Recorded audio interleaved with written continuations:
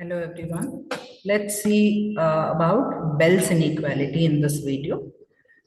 Uh, what exactly is Bell's inequality is, of course, it was proposed by John S. Bell.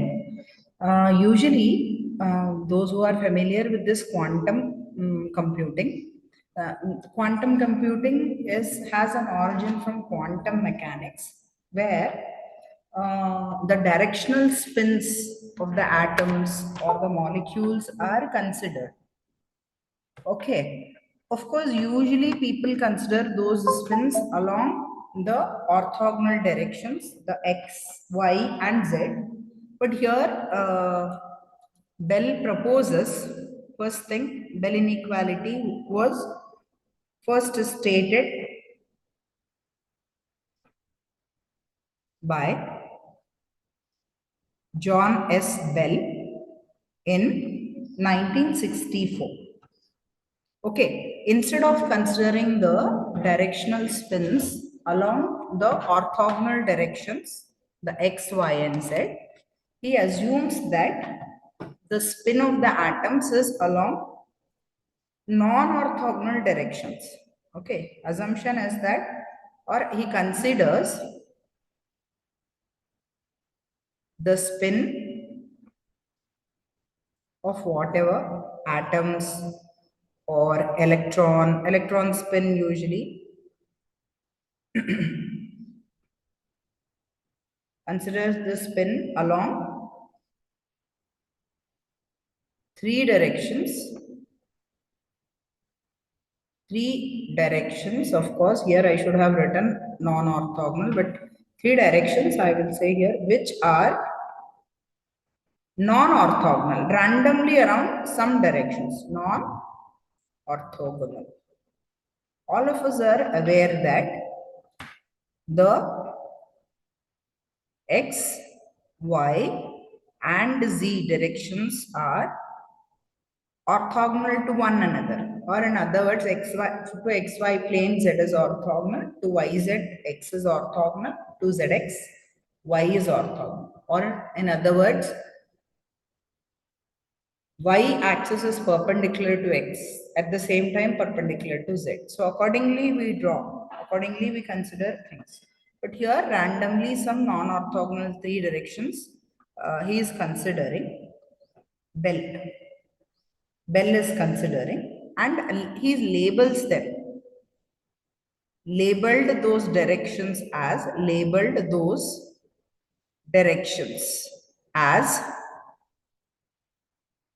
A, B, and C.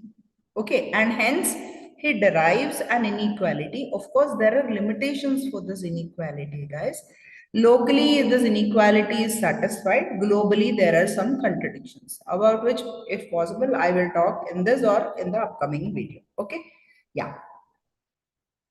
Now, this theory is satisfied by local theories.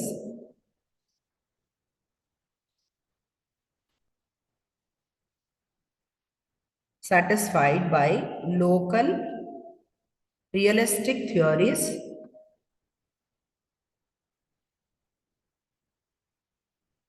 but it is violated globally, or in other words, violated by quantum mechanics. I'll just, as I have said, I'll justify this statement, but then how it is satisfied by local theories is what I will justify in this video. Okay, now, how to start with the Bell's inequality derivation? Okay, we begin the experiment of Bell's inequality, of course, by considering the non-orthogonal directions.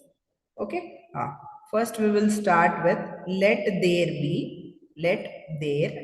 be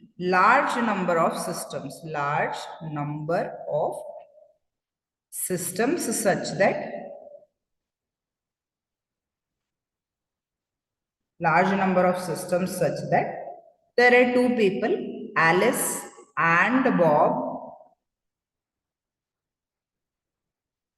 can measure spin along, measure, spin along three directions. Three, of course, non-orthogonal I will write, non-orthogonal directions. A, B, and C. Let those directions be A, B, and C. With three directions to consider and two possible states. Three directions A, B, C, and two possible states. Possible states. I mean plus 1 and minus 1. I can just write here plus 1, comma minus 1. Along each direction, along each direction.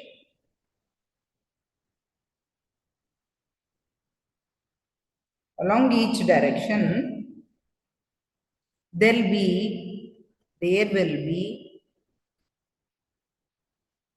2 power 3 is equal to 8 different populations in total. 8 different populations in total. Okay? Yeah. Now, here I should make a mention. We consider the local realistic position based only on the conservation of angular momentum. Again, on angular momentum concepts are all from quantum mechanics. So these realistic positions are based on angular momentum without losing the conceptual part, without any syntax errors with the concept I am considering. Okay, now let us go with the assumption, mathematical assumption. The assumption is if Alice measures plus along a given direction, plus 1 along a given direction. Of course, if I say plus, it means plus 1 only. Along a given direction, then Bob measures opposite. Bob measures negative along the same direction. That's the proper assumption. Okay. Now here I will denote the total number of particles. The total number of particles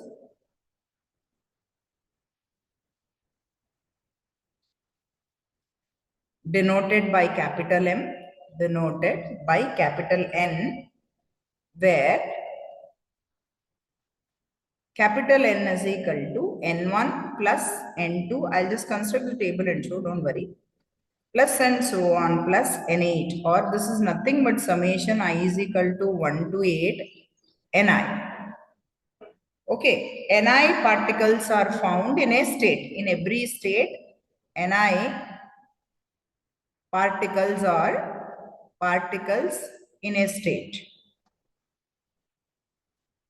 Ni are the number of particles in a state. So the total number of particles would be sum of all Ni. Okay, let us construct the table first, then talk about different things. Okay. So I have the table like this, where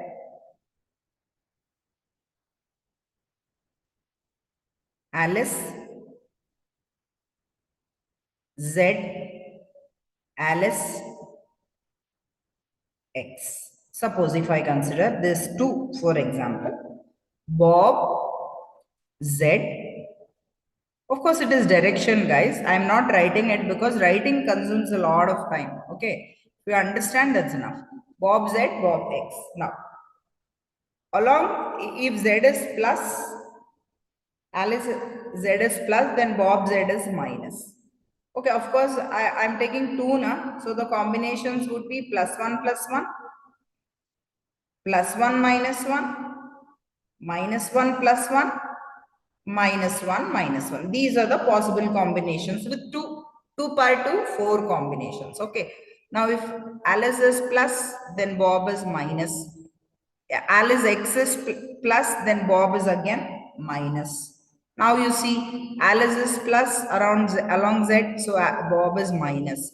Alice is minus, so it is plus for Bob. Alice is minus, so it is plus for Bob along Z.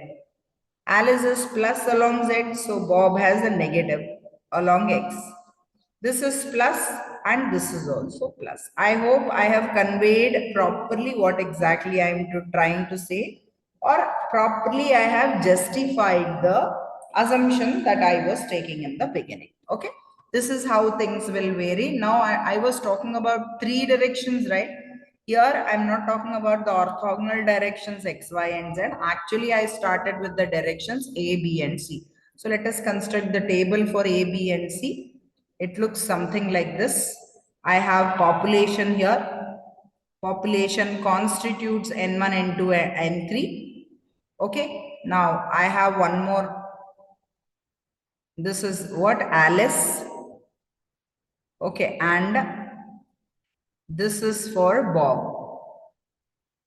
Okay. Alice has three directions: A, B, and C. Bob also checks the spin around the three directions. Okay. The three non-orthogonal directions. And in total, 2 power 3, I have n power 8. So I'll be having 1, 2, 3, 4, 5, 6, 7, and 8. Okay. So this would be my table. Okay.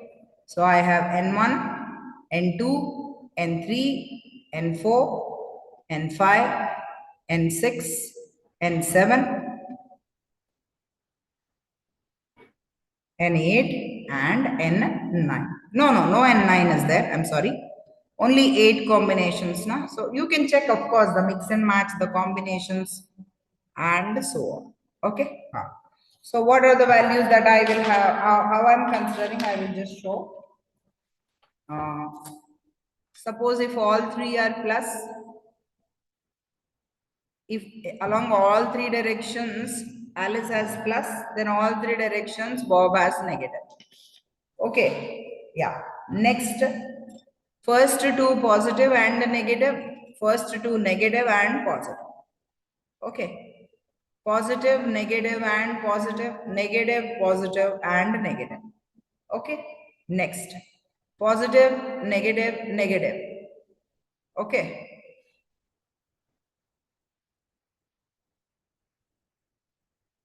Of course, the two combination one should come anyways, it's fine. Plus, plus. I'll take the two combination of pluses in the second N5 as N5. Okay. So I'll have plus, minus, and minus. Okay. Next, minus, minus, and plus would give me plus, plus, and minus. Minus, plus, and minus would give me plus, minus, and plus. Okay, all negatives would give me, that's the only possibility, all positives for Bob. Okay, right. Now, the direction along which Alice and Bob choose to measure is completely random. But while deriving Bell's inequality, we assume that Alice and Bob measure along different directions. Okay. If Alice is measuring along one direction, Bob is measuring along another direction is what Bell considered while deriving. Okay, what's that? Let me write. We assume for Bell inequality,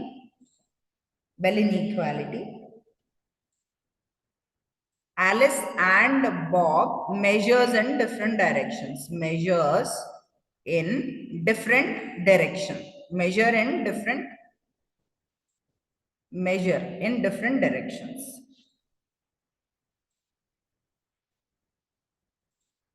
Okay, suppose if we start with N1 from the table, if Alice chooses to measure along A, we find that she has plus. Again, I will just show the table. Please see. Yeah. If Alice measures along the direction A, she has plus. If Bob measures along a different direction, he will be measuring along B or C. Measuring along B or C. In this case, no matter what, Bob obtains the result negative only. See here, in whichever direction Bob measures, he gets a negative only. Okay, in N1 population. Now, if we look at N2, while Alice measures along A direction positive, Bob gets negative along the A direction. Okay. Along B also negative only, but he will get positive along C. So this has to be noted. This is how the measurement works. Okay. Now similarly, Alice measures plus along A and Bob measures negative along B. So the table shows that this occurs in populations N1 and N2. Okay. Alice measures positive along A and Bob measures a negative along B. Okay, negative along B. This occurs for different populations N1 and N2. If Bob chooses to measure along C, then he obtains a negative for populations N1 and N3. For N1 and N3, if Bob chooses, he gets a negative population along C direction for N1 and N3 kind of things. Okay, or in other words, if we see from the table, Alice and Bob get opposite measurement results 2 out of 6 times. Okay, you can clearly see along this. See, I can clearly see. Just see here. Suppose N1, N2, N3, N4. You see here, all are positive along A. Similarly, N1, N2, N3, N4. All are positive, all are negative for Bob. Okay, so what I can clearly see is if half of the measurements are positive for Alice, the other half of measurements are negative for Bob. Or Alice and Bob get opposite measurement results 2 out of 6 times. Okay, hence it is something like 1 by 3. Alice and they get 2 out of 6 times. So 1 by 3 out of the time. Okay. Now, at least 1 by 3rd of the time, they will get opposite measurements. Okay, you can check that from the table. Let me not confuse you with it. Let me start with the inequality. Now, I know that capital N is nothing but summation I is equal to 1 to 8 Ni. Okay. Also, Ni, the populations are always greater than or equal to 0. Okay. So what happens now? Suppose if we choose X, Y, Z to be real numbers such that all three are greater than or equal to 0. X, Y, Z are greater than or equal to 0. Then I can write an inequality. Now, if all are positive or equal to 0, I can write an inequality like this. X, Y is less than or equal to X plus Y plus Z. Obvious, right? All are positive real numbers. Of course, I can go with integers as well, guys. 1 plus 2 is less than or equal to 1 plus 2 plus 3, right? When all are positive. Then, so x plus y is less than or equal to x plus y plus z is there, right? Now, what you do is just take randomly some two populations. Okay, randomly you just take two populations. Something like n3 plus n4. Suppose if I am adding two populations, let us suppose. Now this would be less than or equal to n3 plus n4. Some other third term if I add, when I say all are positive, obviously it would be less than n3 plus n4 plus n2 I can say, or n2 plus n7. One term I add or two terms I add where both are positive. Then definitely sum of two terms will be less than sum of four terms, right? Now I will just club the even numbers and the odd numbers together. N2 plus n4 plus n3 plus n7. If I club together, now I have n3 plus n4 is less than or equal to this. Now divide throughout by capital N, divide by capital N.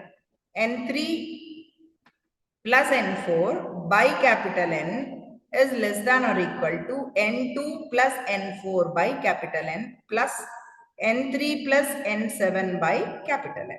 Okay. Now, see what happens when N2 and N4, what happens to N2 and N4, along which directions they are positive? Let us see.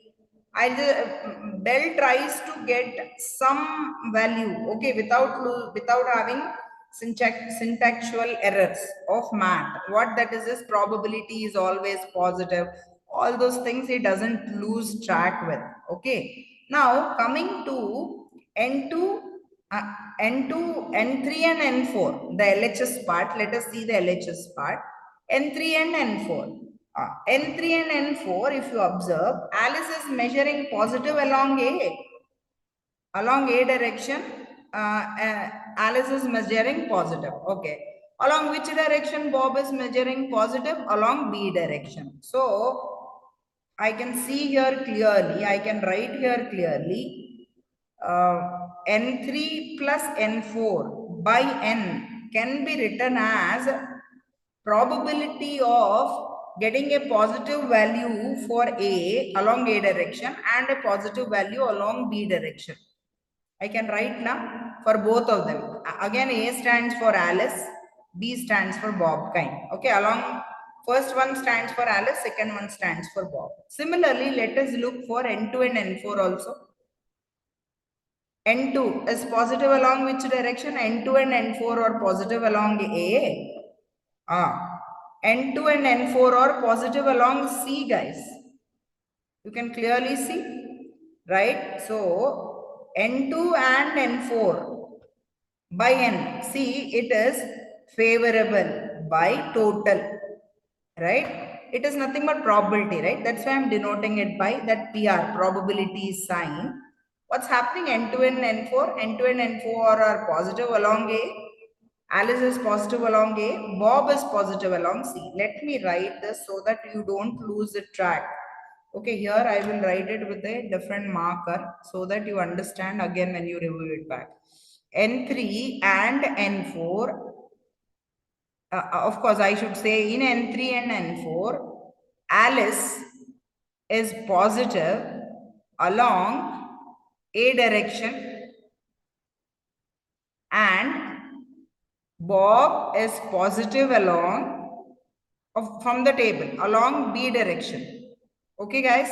Now N3 plus N4 favorable. I am talking about favorable by total. Hence probability PR comes into picture. Similarly here N2 N4 Alice is positive along A direction and Bob is positive along C direction. Positive along C direction. Hence, I am writing it like this. Okay, finally, there is left one more. N2, N4 is over. N3, N7 is left over. Let me show it in the table again. N3, N7 is left over. Not okay.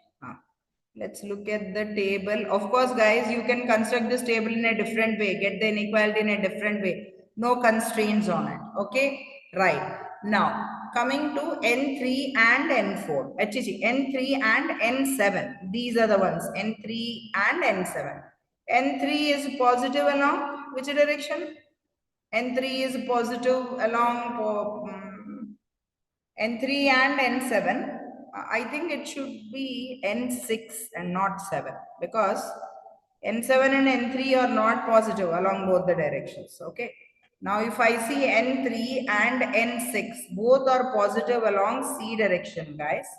Because he is trying to derive it like triangle inequality, where A comma B is less than or equal to A comma C plus C comma B kind.